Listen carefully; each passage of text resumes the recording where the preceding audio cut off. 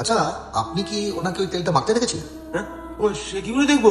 Exactly, this point to be noted milord. ওই তেলের জন্য নয়, হয়তো অন্য কোনো কারণ অলোকেশ বাবুর মাথার চুলটা উঠে যায়। কি মন্টু বাবু, আপনি গিয়ে আপনার জায়গায় বসেন। মিলর্ড, আমি অলোকেশ দাসকে একবার সাক্ষী হিসেবে কাঠগড়ায় হাজির করতে চাই। ডাকুন। অলোকেশ বাবু, আপনি তো চাকরি করেন, হ্যাঁ, মাইনে তো নিশ্চয়ই ভালোই। মোটামুটি। আপনার বিয়ে আছে? মানে বিয়ের কোনো কথাবার্তা হয়নি? চুপ করে থাকবেন না, আমি যেটা জিজ্ঞেস করছি তার উত্তর দিন। না, কথা হয়েছে। তা বিয়েটা হয়নি কেন? অযথা আদালতের সময় নষ্ট করবেন না অলোকেশ বাবু, এটা জিজ্ঞেস করছি তার উত্তর দিন। বিয়েটা হয়নি কেন?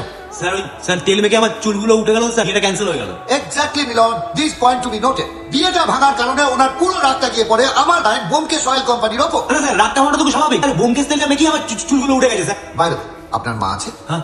বাবা? না। পরলোক গমন করেছে। তার মানে? আচ্ছা, আপনার বাবাকে কেমন দেখতে ছিল? ইন শর্ট, আপনার বাবার মাথায় চুল ছিল?